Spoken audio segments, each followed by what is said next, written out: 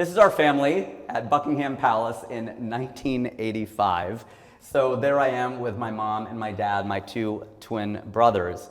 And like a lot of people in our generation, Asian and otherwise, I spend a lot of time thinking, what am I supposed to do with my life? Right? We go through this a lot of the time. What am I supposed to do? What am I supposed to do?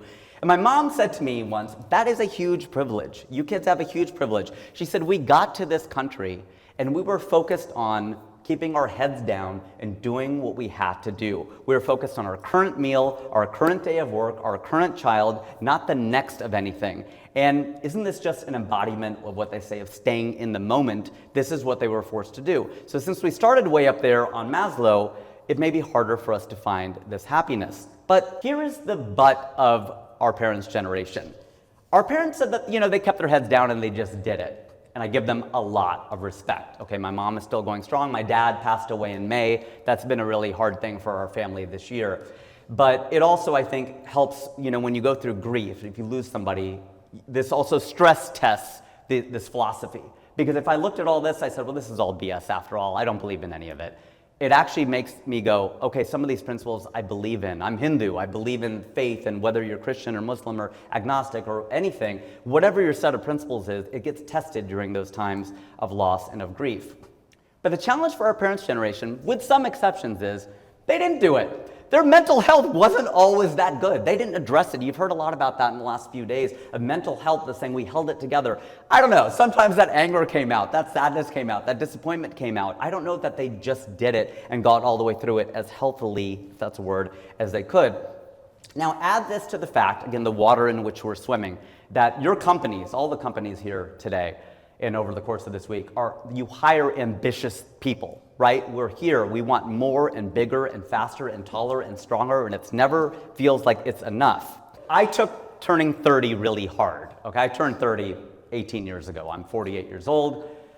I don't know if I look 48. I don't think so. They say black don't crack, brown don't frown. Okay, look, I think I look pretty damn good for 48. 30 was a long time ago, and I took it really hard. I moved to California from Ohio because I turned 30. I wasn't doing what I wanted to do. I worked at Procter & Gamble. I was there for 6 years. I was dating an incredible woman.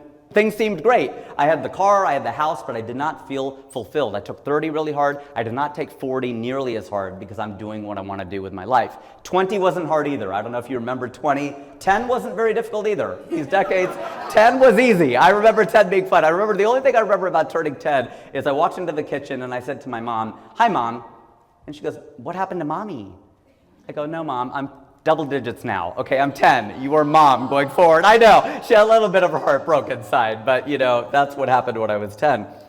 It's just that I think when I turned 30, I remember having this thought of going, I'm so disappointed in myself. What would 16-year-old Rajiv think of 30-year-old Rajiv? You ever play this game with yourself? You think back to what you wanted to be, an astronaut or a cowboy or whatever it is, and you look at yourself now like, I didn't think I'd be doing this when I'm 30 or whatever age it is.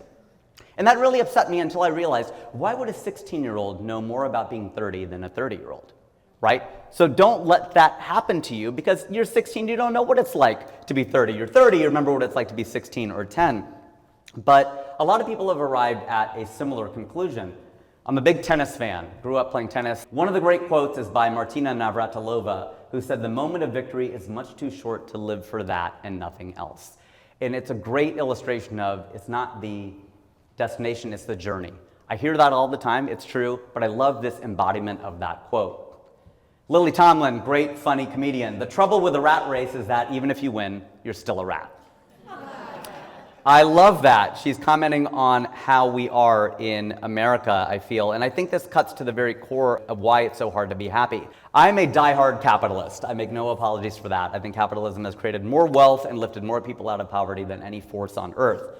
But one massive, massive, massive downside of capitalism is that it feeds on the human desire for more. We were just talking about this, bigger and stronger and faster and taller, and it has become the American way. You can never be content. Advertisers, I worked in advertising. I worked at Procter & Gamble in marketing. I started on the engineering side and product supply and went over to marketing, to the dark side.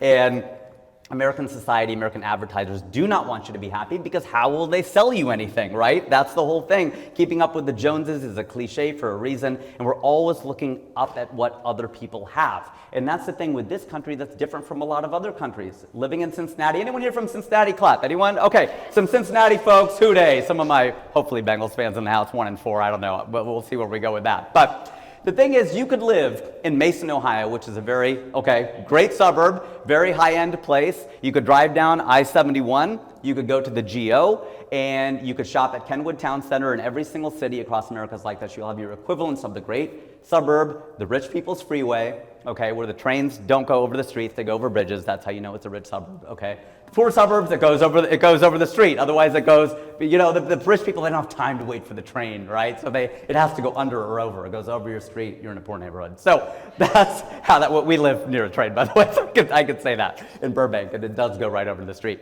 So you can go this way and go throughout your entire day, your entire week, your entire year without seeing anyone poor. It's true, we're very isolated in this country. My parents would say that ever since I came from India. We're isolated. I didn't know what that meant. Because in India, it is not like that at all. It is not like that because everybody is together. A lot of countries in Asia are like this as well. I always like to say countries in Asia are like if you take all 3 Back to the Future movies and you jam them into one TikTok. Because you were simultaneously in the future, in the past, and the Wild West all at the same time.